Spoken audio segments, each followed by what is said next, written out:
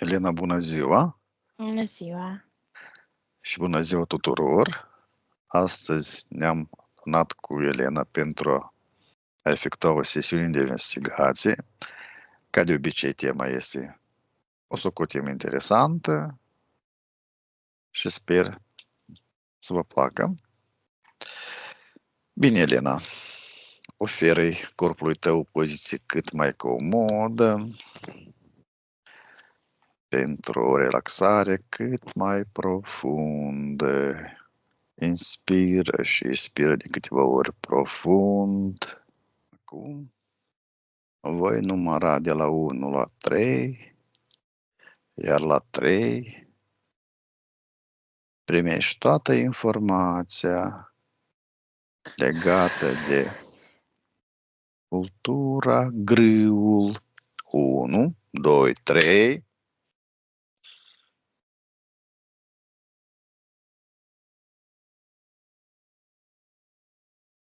Ce informație?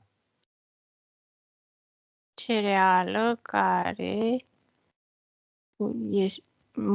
este modificată genetic și nu vorbesc de prezent, pentru adaptarea în mediile terestre, adus de pe centura lui Orion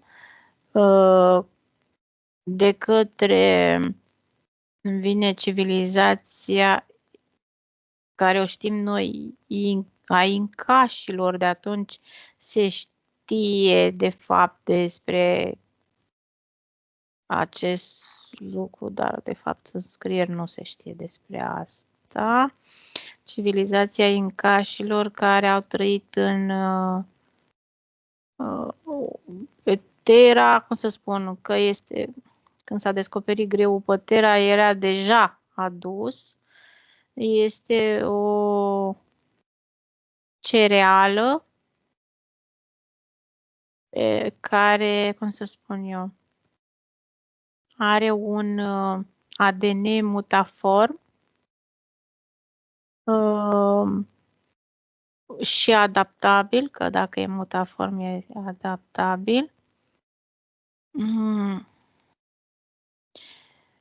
Având nevoie de creștere în mediu cu căldură, absorbe foarte ușor din exterior informația, ca și caracteristică se percepe un bun conductor de informație.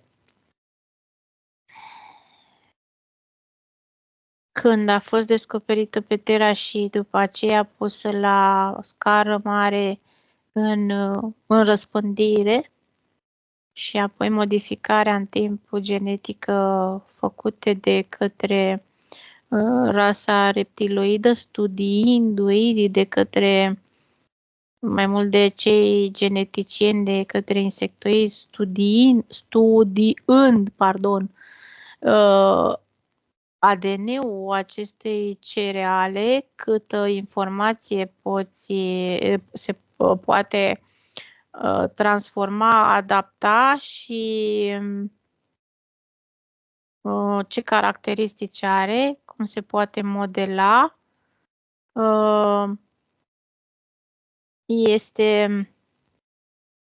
Îmi vine cuvântul că văd o recunoaștere a ADN-ului nostru. Deci noi avem foarte multe catene în ADN care conțin miliarde de informații. Una din informațiile care le conținem noi, în momentul și contactul cu această cereală, există cuvântul recunoaștere a aceluiași conținut. În ADN-ul nostru se regăsește aceeași informație ca în această cereală. Vorbim de recunoaștere pentru că rasa reptiloidă, în momentul când a început transformarea și crearea rasei umane după cum să spun, să creeze și ei un om, că era din rasa maimuțoidă, e normal să-i aloci ceva. Îl face într-un laborator, ia ADN de maimuțoid ca să-l transforme în uman, că nu putea să ia, cum să spun, formula de la Anunnaki.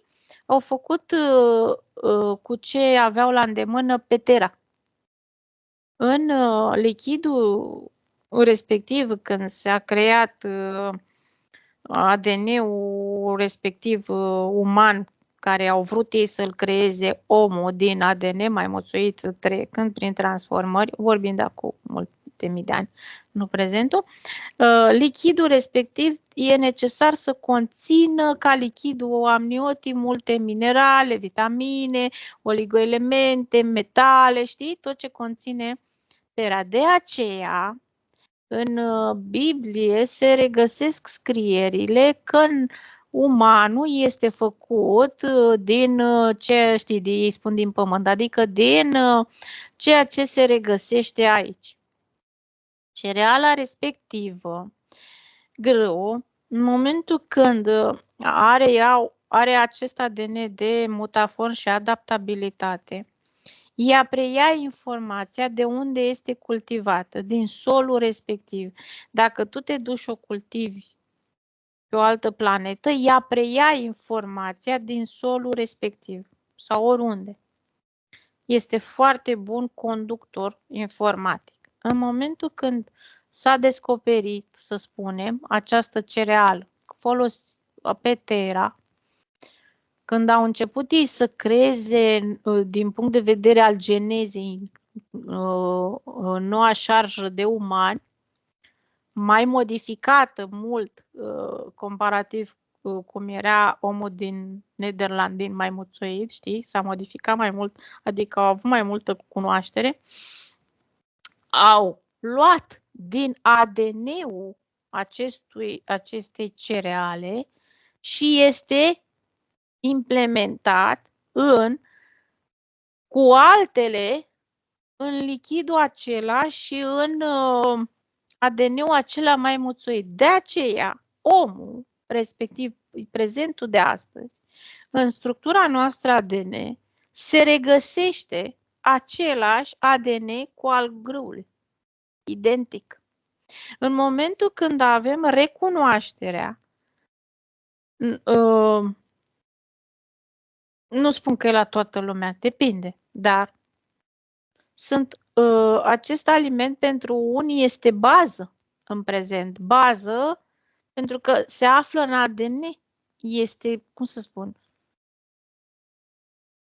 cred că s-a înțeles ce am vrut. Este acceptată, mai ușor. E recunoașterea pentru că e necesitatea, are nevoie de acest aliment. În momentul dacă tu îl scoți din ADN, nu mai simte nevoia de a mânca, de a ingera acest aliment. Înțelegi? Este o recunoaștere foarte ușoară că sunt corpuri umane care nu au poate nu stau acum să studiem corpurile, dar uite unde m-au dus imaginile. În prezent sunt foarte multe modificări pe această cereală ca și informație prelucrată și este modificată genetic. Și primul cuvânt care apare este crearea de dependență. Fiind un foarte bun conductor informațional, orice genă, orice ce înseamnă de ADN, este în primul rând un conductor informațional. Și atunci, tu îi dai informația pe care vrei să o conțină. Adică tu o descarci, ADN-ul o preia și apoi o descarcă unde e pusă. Dar totodată conține și informația din solul în care a fost crescută. A avut o formă sălbatică inițial? Grâul pe Terra sau este adus? Este adus, am văzut. Am văzut de pe apropierea centurii lui Orion de către acea civilizație incașă care o știm noi, da, Petera noi o știm ca o cultură sălbatică care a fost descoperită, dar originea de fapt nu a fost de Petera. A fost pur și simplu adaptată Petera, da? Este adaptată. Noi avem un considerent la nivel de conștiință colectivă că pe Terra se regăsesc toate acele plantele tot, și că în altă parte nu există. Este greșită, este eronată această informație. Nu este adevărat. Sunt și planete în care au altfel de... au și ele vegetația lor, fauna lor, nu doar noi suntem, știți, ceva de genul. Este o gândire eronată pentru că așa s-a insuflat. Sau s-a vrut a se crede.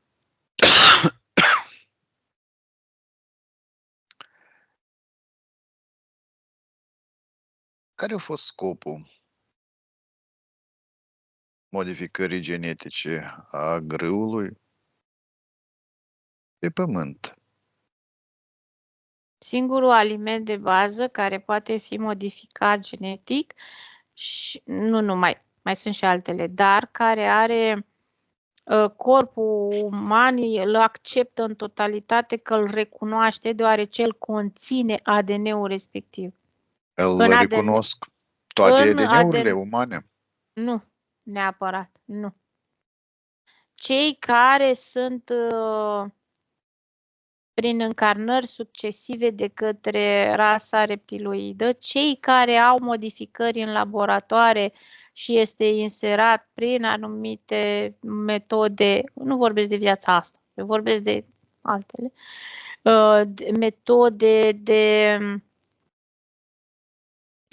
implementare a, cum se spune, a celor conștiințe sau părți subliminale care au intrat și au experiență pe Terra în corpuri fabricate de aceste rasă reptiloidă care au creat ADN-ul uman din partea lor, că mai sunt și alții care...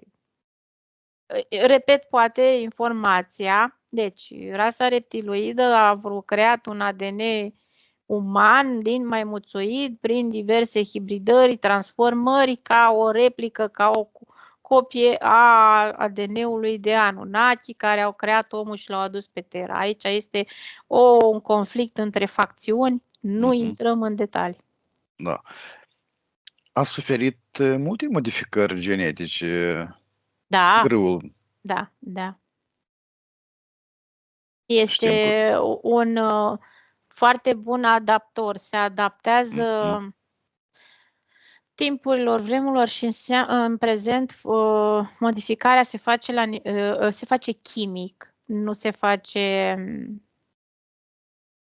adică cu substanțe chimice. Observ ca stabilizator,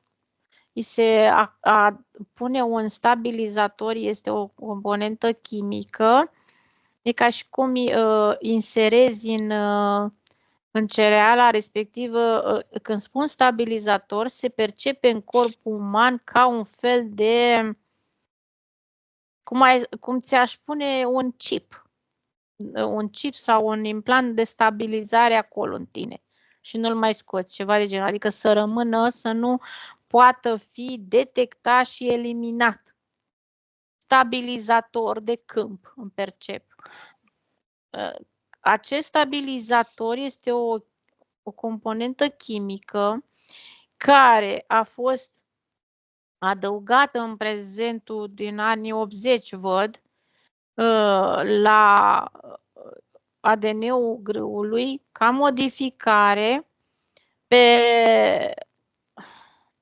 iar în momentul ingerării de către noi avem aceeași reacție, că el se stabilește în structura noastră și informațional, creează și starea de foame, dependență, crește nivelul insulinei din corp, îți creează, se vede ca un fum foarte fin, ca niște când spun fum la nivel de microparticulă ca vapori, ai putea percepe, dar este praf care se ridică la nivelul creierului, în care îți creează starea de dependență de a-l ingera constant prin diverse, că nu doar pâinea este alimentul care se fabrică din grâu, ci și alte alimente care sunt pe piața modernă,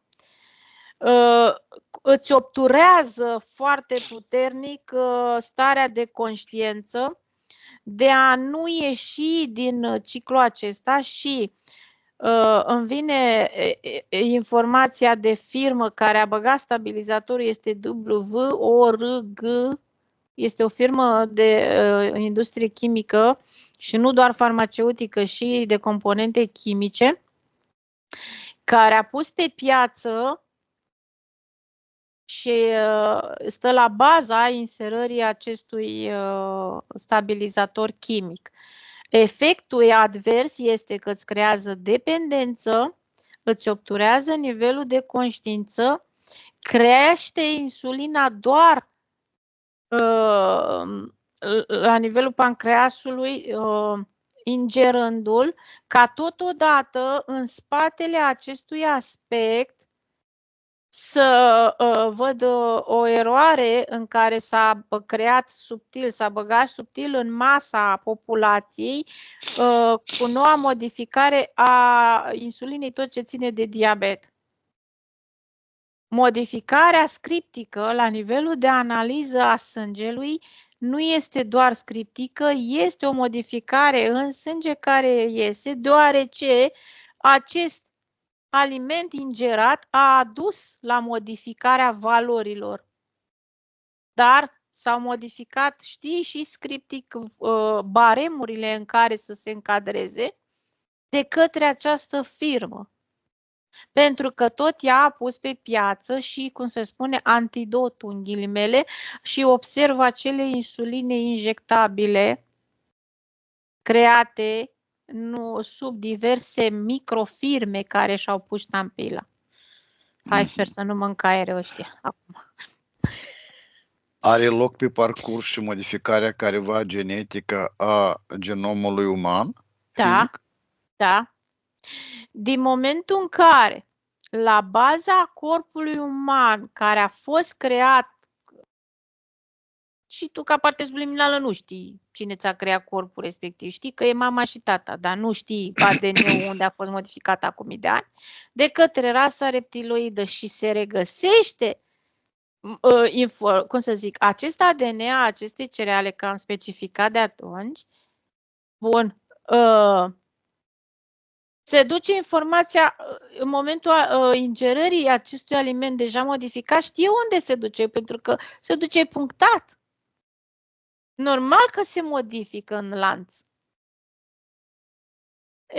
Îți dă percep acum reacții alergice care sunt pe multe persoane, văd copii, dar de câte 3 generații s-au modificat la acest, nu doar la aliment, ci reacții alergice, cum să spun, în sine.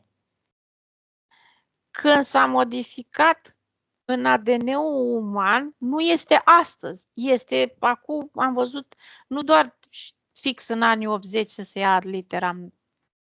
Mai înainte a început, dar se face treptat. Atunci se vede în masă punere pe piață. Sunt generațiile care s-au născut, să spunem, și se nasc de copii direct cu alergii pe piele, adică o intoleranță la orice, de bebeluși, de copii. Și nu se găsește informația de unde, se presupune că e de la aia, nu. O conțin în ADN-ul lor, pentru că e preluată de la mamă, de la, știi, genetic. Și în momentul ingerării alimentului modificat cu această substanță de stabilizare, tu ai ingerat-o, tu ai deja în tine ADN-ul acestei cereale, tu o recunoști, pac, ți-o preia. și se modifică, este ca la calculator. Ai băgat virusul, l-a preluat că îl recunoaște, pac, s-a modificat. Poate nu știu să redau, dar sper să înțeleg. Suntem, Controlați prin acest aliment. da, Mult. s-a făcut deseori prin selecție modificări pentru a spori roada. S-a efectuat și prin selectări careva modificări genetice? Da, sunt experimente diferite. De acțiune asupra sistemului nervos central la anumite semințe, să spunem așa, modificări în care, știi, cereal, iei grâu în sine ca și sămânță și îl diseci ADN-ul și atunci creezi experimente diferite, da? Aici inserești ceva, aici ceva, aici ceva și vrei după aia să vezi efectele în cercetare și nu în laborator, în direct. Sunt modificări, în primul rând, pe obturarea nivelului de conștiință. Îmi vine să scot aici să aibă acțiune. Nu este doar de a pune ei și a crește industria chimică, farmaceutică, orice. Nu doar asta. S-a dezvoltat foarte mult și s-a pus accent pe această modificare ca să-ți acționeze la nivelul glandei hipofize.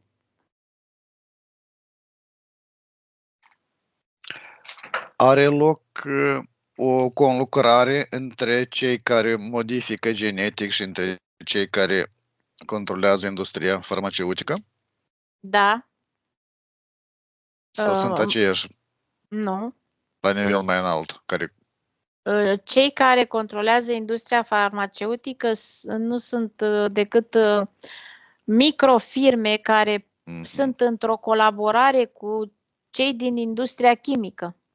Adică și din ce văd, modificarea la genomului uman, din ce percep, sunt atâtea persoane care în lume nu mai pot da naștere la copii, să spunem, sau devin cu malformații la nivelul creierului. Atât de mult s-a băgat chimic și sunt doar experimente create pe oameni, de asta ți-am spus că afectează foarte mult în zona aceasta a capului. De aici pornește, pentru că grâul nu este decât un conductor informațional foarte bun, adaptabil, mutaform, preia informația, o prelucrează, o dezvoltă, este ca chipul care îi dă informație și se duce acolo unde îi dai țintă.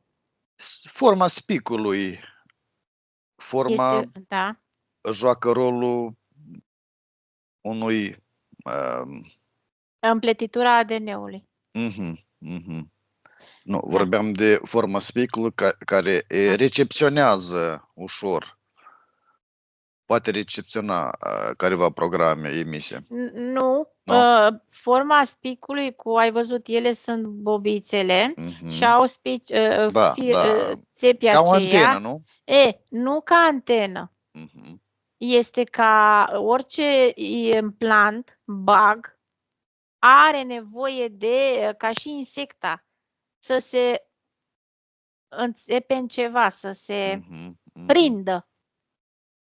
Acele spice nu e de antenă, este în momentul intrării în ADN, acolo rămâne. Adică țepii respectiv sunt de prindere. Acum ai înțeles ce rol are. Da. E diferit. Dar a ajuns a fi idolatrizat pentru această cereală. Dar s-a pus idolatrizarea, s-a insuflat treptat în conștiința colectivă. în ultimul timp se nasc foarte mulți copii cu multe boli genetice și nu numai genetice. Are o influență programele care sunt înscrise în grâu Și nu numai. și nu Au și numai. chestia personale. Dar genetic, anumite, cum să spun, din punct de vedere genetic, informația o regăsim ca modificare de aici. Și dacă tu ca ADN conții deja acest ADN, îl recunoști, îl preiei în mod automat și atunci îl predai mai departe. Este Celălalt important recunoaște și el. alimentarea părinților și genetica lor. Este foarte important, nu ai cum, este o dependență neputând a fi stăpânită. Atâta timp cât tu ai în ADN-ul tău fizic, ca și structură, acest ADN, tu îl recunoști, ADN-ul tău îl recunoaște. Îl accepti, da. Nu are... Ca aliment, ca să spun, și la Are cheia. Are cheia. Da. Pentru Ca lăcat, să scap de, e necesar, cum să spun, să nu existe în ADN-ul fizic acest ADN corespondent. Da. Elena, număr de la 1 la 3, dar la 3 îmi spui, este o legătură strânsă între ADN-ul eteric și ADN-ul fizic. 1, 2, 3.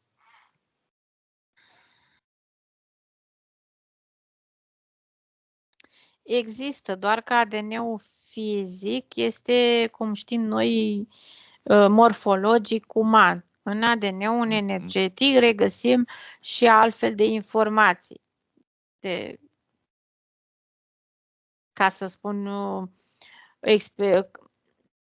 suma experiențelor avute în alte sisteme planetare sau ca și unde ai mai experimentat în afara Terei, o regăsești în ADN-ul energetic și este o identitate, este ceea ce ești tu, te formează, se creează un ADN de la energetic, de la forma de energie simplă a conștiinței în momentul când experimentează într-o fizicitate.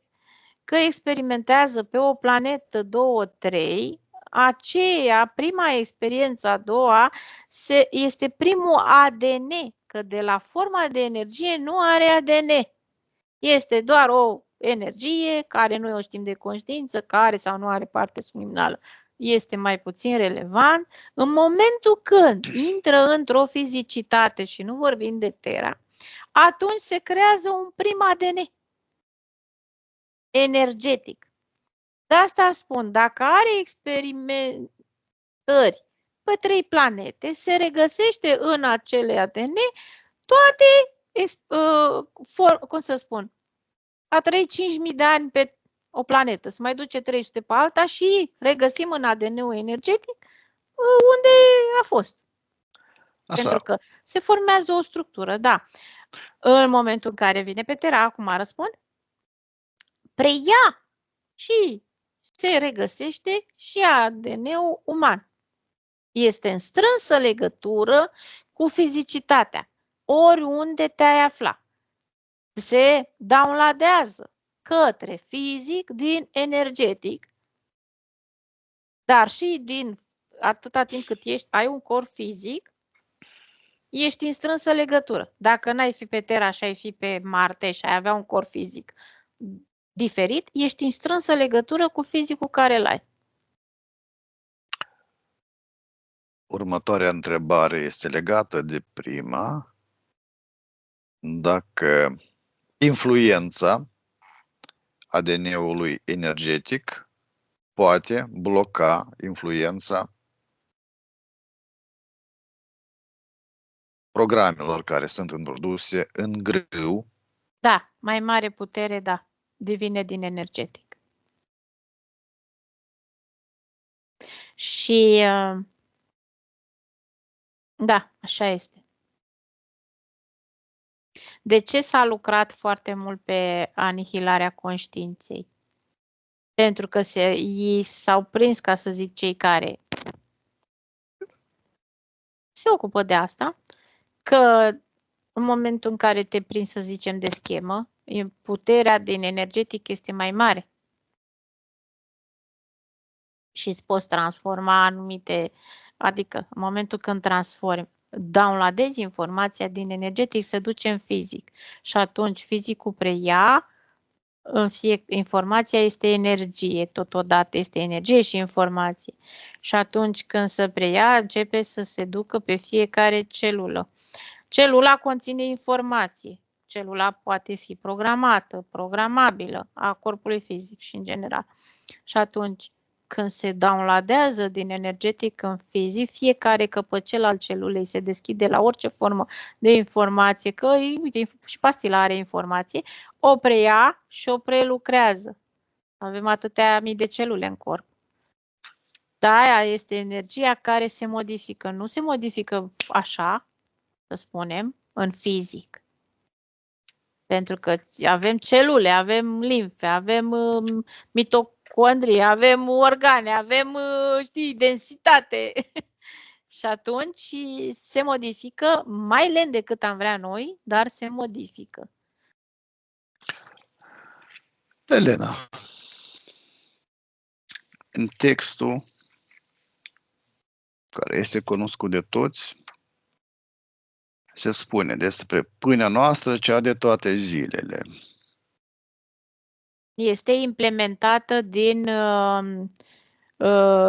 religia lui Iahve, care nu vorbim de România, vorbim de Iahve, ăla care a făcut religia prima dată, când în Bibliile respective și în scrierile și în rugăciunea către El, Tatăl de recunoaștere, să-L recunoaștem pe El, ca Tatăl nostru Creator, El a vorbit exact despre ceea ce a implementat în ADN-ul care El l-a creat în laborator, adică rasa reptiloidă a creat noile corpuri, șarje umane, sunt multe corpuri create, așa, create de ei. Și atunci tu vii că îți recunoști ADN-ul. E simplu. Nu e de toate zilele. Zilele înseamnă limită de timp. În momentul în care, cum să spun, ajungi... Încarnări? Da, dar este recunoașterea propriului ADN și crearea de dependență de ei, dar rasa lor. Este forma de limitare, ăștia sunt creați de noi și noi punem stăpânire aici, că, repet, revin la conflictul care este de când e Terra între rasa reptiloidă, că sub formă de invidie și de stăpânire, că ei au fost chipurile aici și au creat și ei au creat și ei umanul după chipul fucking și asemănarea lor, dar de fapt că au mai furat cât un ADN de Anunnaki este invidia că nu. Rasa reptiloidă la nivel energetic urăște rasa umanoidă în speță, se știe, pentru că normal că arată mai bine și mai frumoși ca ei. Deci au creat și ei un corp uman după asemănarea umanoizilor de invidie, de a pune stăpânire. Și automat înmulțirea asta fizică este datorată lor. Rasele umanoide la nivel de univers nu sunt atât de multe. Nici pe Terra, nici pe alte planete. Ăștia știu să modifice și știu să înmulțească. Nu mai, cum să spun, era să zic că mai insectele. Ăștia se mulțesc precum gândaci. Dar se știe că există o invidie. Se percepe, se simte, este foarte perceptibilă. Și totuși pronunțarea textului renumit. La ce aduce? Nu înțeleg care. La recunoașterea? La validare. La validare. Din ce cauză în multe ritualuri bisericești se folosește pâinea? Păi motivul Programării? l-am precizat. De același motiv, da? Da. Tu conții ADN-ul respectiv. Încă o dată trebuie să... Ia uite, mi-a apărut în față snutul. Gata. Cel din text?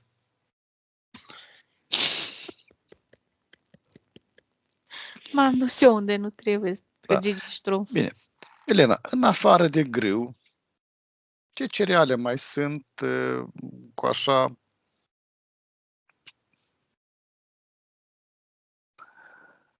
posibilități de programare? Multe. Multe. Foarte multe cereale. Doar că nu toate sunt bune conductoare. Ca să luăm cine este caracteristic pentru noi, porumbul.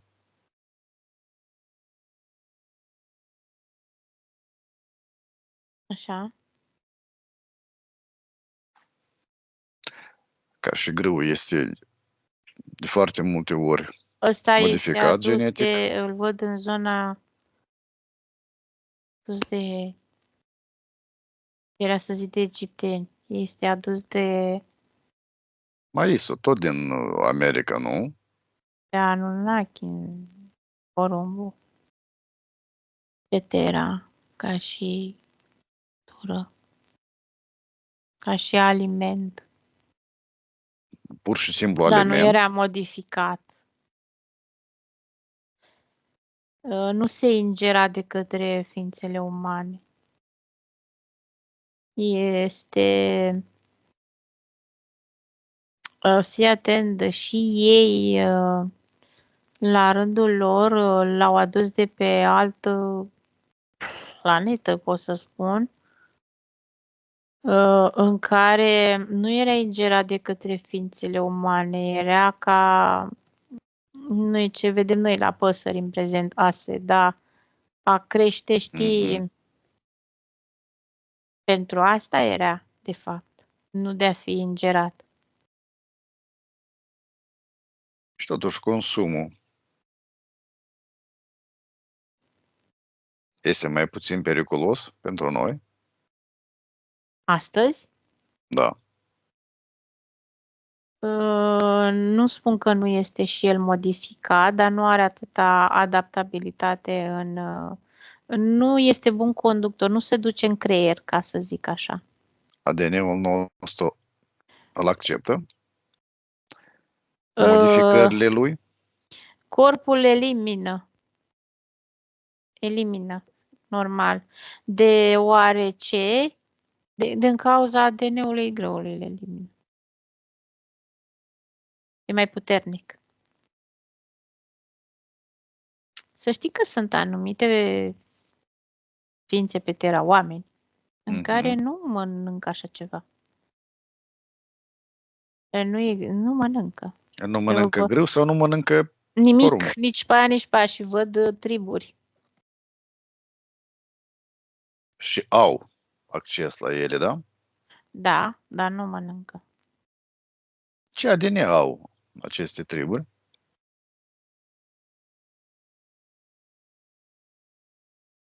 Te ajut la 3. 1, 2, 3.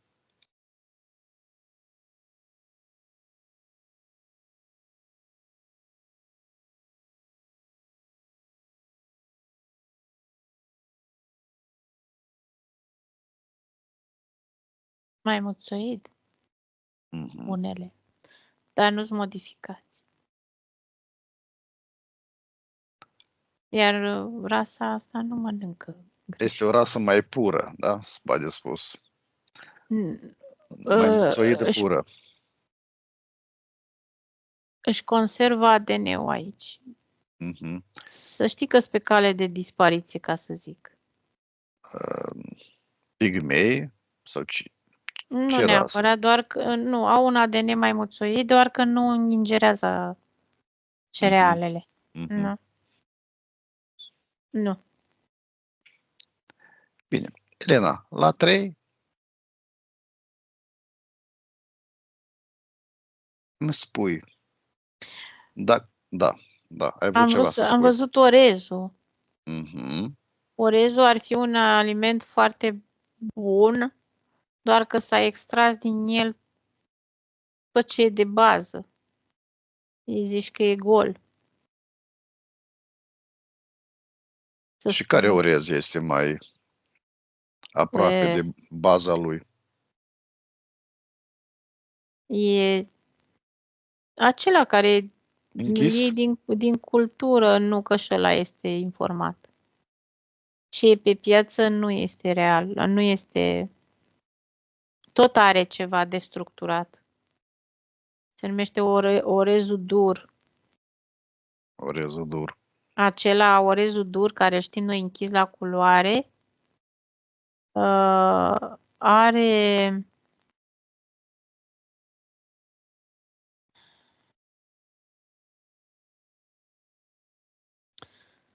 este crescut tot cu chimicale în culturi. Nu momentul când se bagă chimic stai că mi-a apărut insectul ăzi. M-am dus în altă țară eu. Nu mai se regăsește, cum să spun, tot ce ar trebui de bază. A preluat din sol, ca să zic. Ce ar trebui să conțină? Nu. Chiar dacă este închis la culoare și este dur, în momentul când el a fost crescut și cu chimicale, se stopează absorția din pământ a tuturor nutrienților din sol. Înțelegi? El iese în forma dură, dar nu mai are niciun nutrient. După aia, prin rafinare, este extras și minimalul acela care mai există. Și totuși, din ce cauză este un aliment de bază în Asia? Și nu numai în Asia. Și nu numai. Da.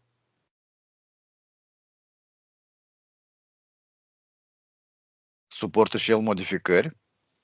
Da. Suportă. ADN-ul uman îl recepționează? L-acceptă? Unii da, unii nu. Mulți nu.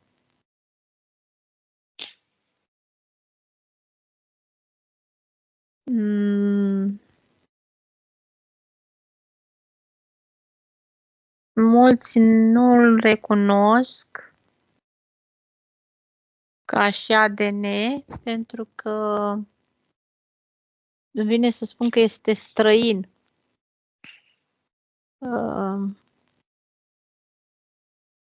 Ca și aliment, ai spune că s-a creat într-un laborator,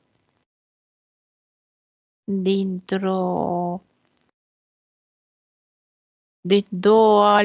două plante și nu aici. A fost sintetizat, da. Da, dar nu este aici. El este doar cultivat aici. El este, de fapt, o creație într-un laborator, nu pe Terra, cultivat pe Terra, mii de ani, absorbe nutrienții din sol, că este, vezi, și aici e bun conductor, îi absorbe. Și îl creează ca aliment. Era bun conductor și el.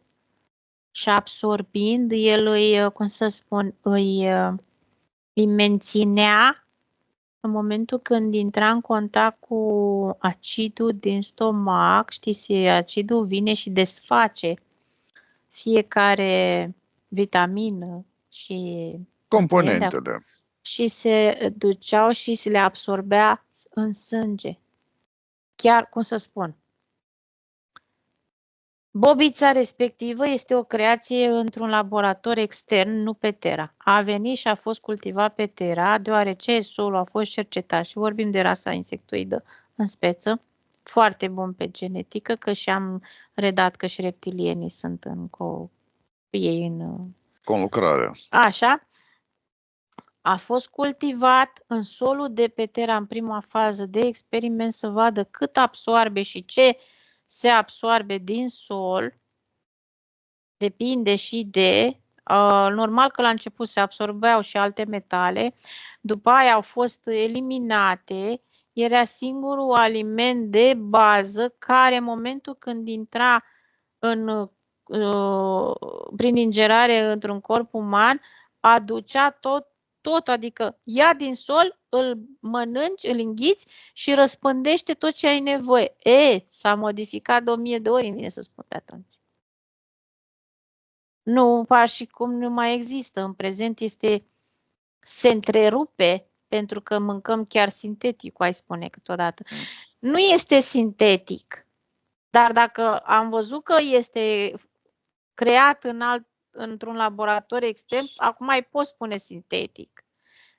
Dar nu sintetic plastic, că mintea umană crede că mâncăm plastic, că se speculează pe media că mâncăm bobițe de plastic. Depinde, mai sunt și astea. Nu spun că nu, dar eu vorbim de origine. Este adus pe Terra mai înainte a grâului? Vorbim de civilizații diferite, ani și timp diferiți. Mhm, Nu pot să spun înainte, după, înapoi. Sunt timpuri clar. diferite. Au consumat atlanții, grâu, orez, Grâu nu. Porum da, orez da. Grâu nu. Pentru că recunoșteau. Știau. Nu. Grâu nu. Nu. Exclus. Nu este adus de ei. Bine. Elena, la 3 te conectezi la informația legată de cultura amarant. 1, 2, 3.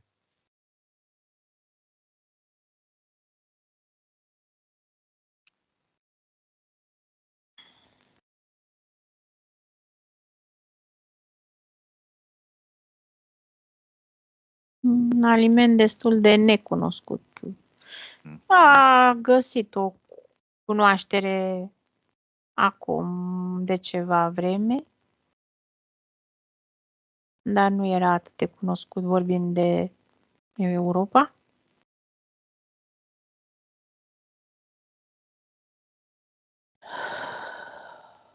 Tot în zona asiatică Asiatică, da? îl văd. Acolo. Este de aici. Regăsit pe Terra ca și... Ce să spun că este? Aici l-au găsit. El a crescut aici. A fost modificat.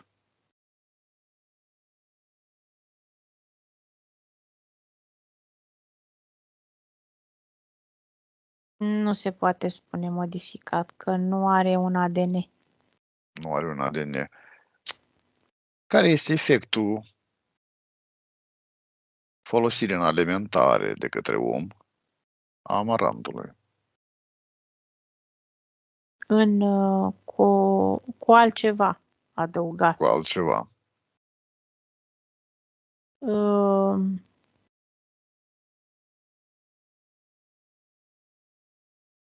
Ajută un fel de stabilizare a fierului, din ce văd. Metale grele. Amarantul este Nu are ADN, doar că se observă că are informația de metale. Stai că acum dacă am spus metale grele, lumea se gândește, avem metale grele în noi. Ne avem și fără mâncare de ADN, de amarant. Metale. Solul nostru conține și metale. Ca și corpul nostru, nu? Da. Automat, fiind o cultură de pe Terra, ce ia din sol? Ia ce a găsit și din zona respectivă. Și asta se regăsește ca informație, îl văd foarte ok în momentul când când acidul din stomac îl disipează și îl destructurează, aș spune că ajută la stabilizarea fierului în sânge. Pentru că conține și fier. Așa-l văd eu. Acum, dacă pe ungulița respectivă nu scrie. Informația despre beneficiul care îl aduce consumul de amarant în presă este adevărat sau Fals. fals? Din ce cauză? Pentru că în afară de faptul că el ajuta să, cum să spun, conține fier, minimalist. Nu te gândi că, mamă, conține acum nu știu cât la sută fier. Am specificat că conține și alte metale. Și el poate fi informat. Nu are ADN, dar asta nu înseamnă că nu poate fi adăugat ceva. Printr-o ceva chimic în speță aluminiu. Dacă ingerezi mai mult aluminiu, se duce tot pe creier. Este mai rău decât alte metale, aluminiu. Oricum și aluminiu e băgat în foarte multe cosmetice. Dar dacă îl și ingerezi... Da, bine. Elena, la 3 spui tot ce este legat despre cultura cartoful. 1, 2, 3. Cer scuză.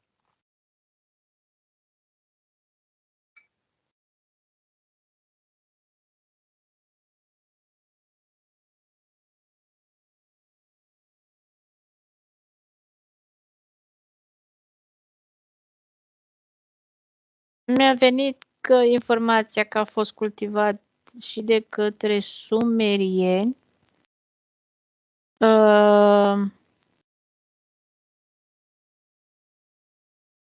în timpurile de atunci.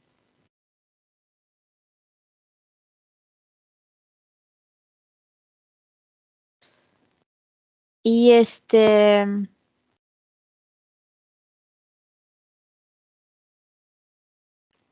regăsită în solurile de pe Terra, dar parcă nu arăta așa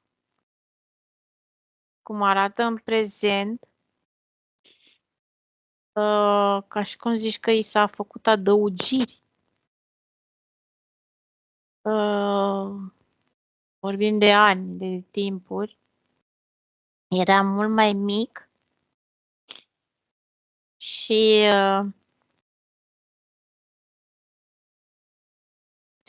ei nu îl, cum să zic, găteau, cum știm noi, fiert, copt, ceva de genul. Îl percep că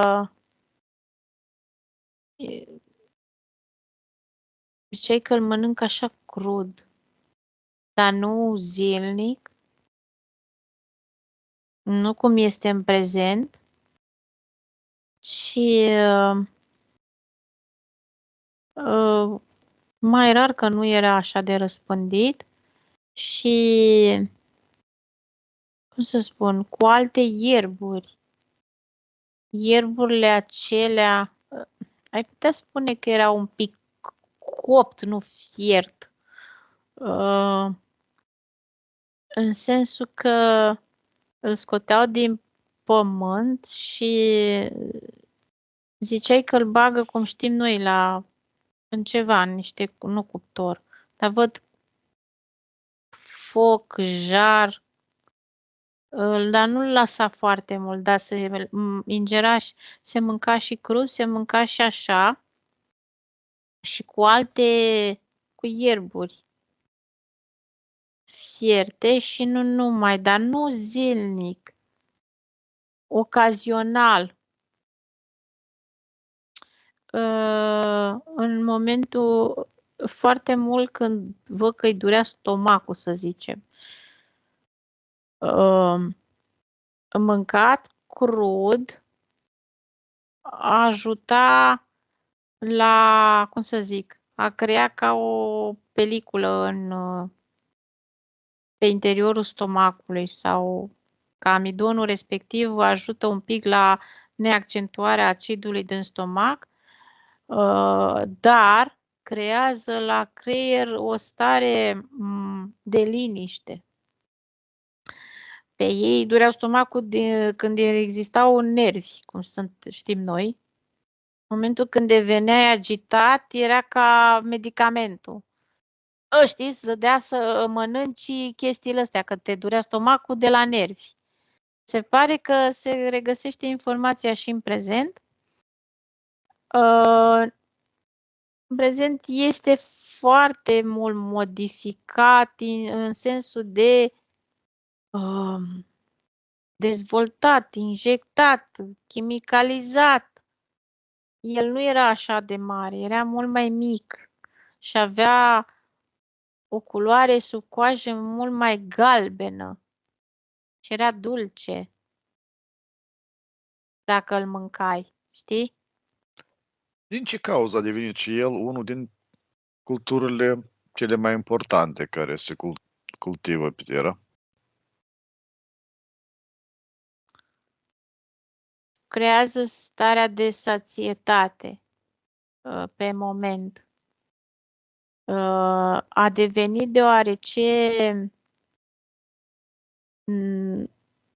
omenirea ca și fizicitate s-a înmulțit și a crea și alimentele ieftine de bază care se pot,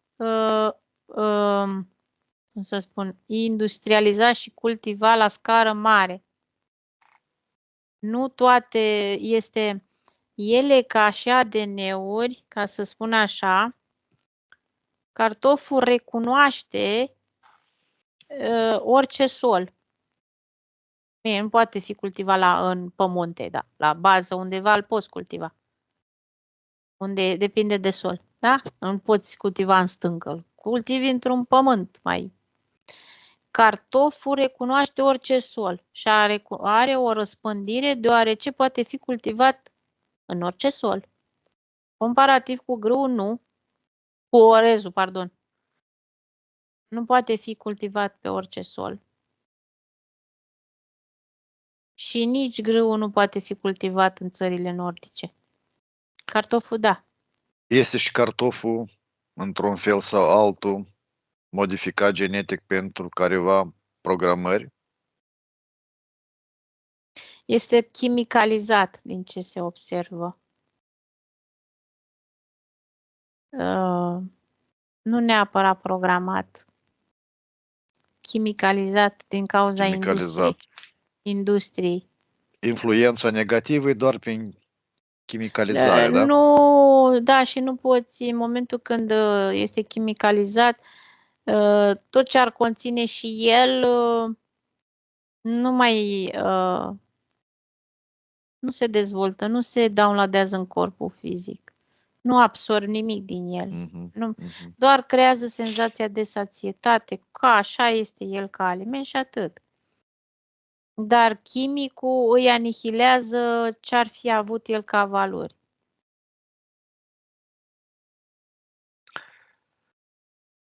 Clar. Îmi vine informația că crearea industriei chimice era necesară deoarece și populația s-a înmulțit. Bine, Este, asta. este pentru prima dată pe Terra Cine? așa număr de populație mare sau au mai fost? Nu, nu a fost. Așa număr nu. La numărul... Bine, și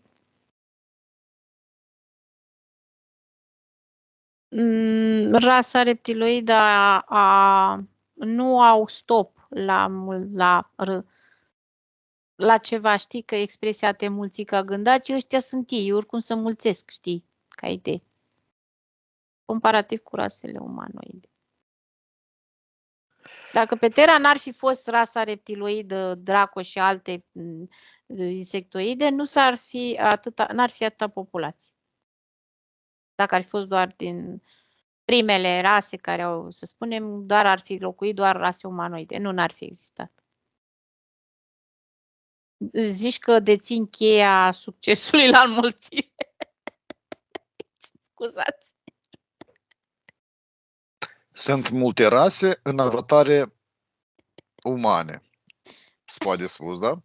Da. Bine. Elena, la 3 te deconectezi de la temă. 1, 2, 3. Elena, îți mulțumesc mult. A fost o sesiune foarte interesantă. Sper să fie interesantă și pentru cei care ne va privi sesiunea. Oricum, gândul sau planurile de a face o sesiune unde să studiem ce înseamnă grâul, ce înseamnă pâinea, ce înseamnă în general careva alimente de bază, care este rolul lor. Oricum, mi se pare că am reușit. Le mulțumim tuturor care ne privesc sesiunile și așteptăm și în alte sesiuni, de investigație. Mulțumim mult, la revedere, numai bine, La revedere. pe curând. Vă așteptăm.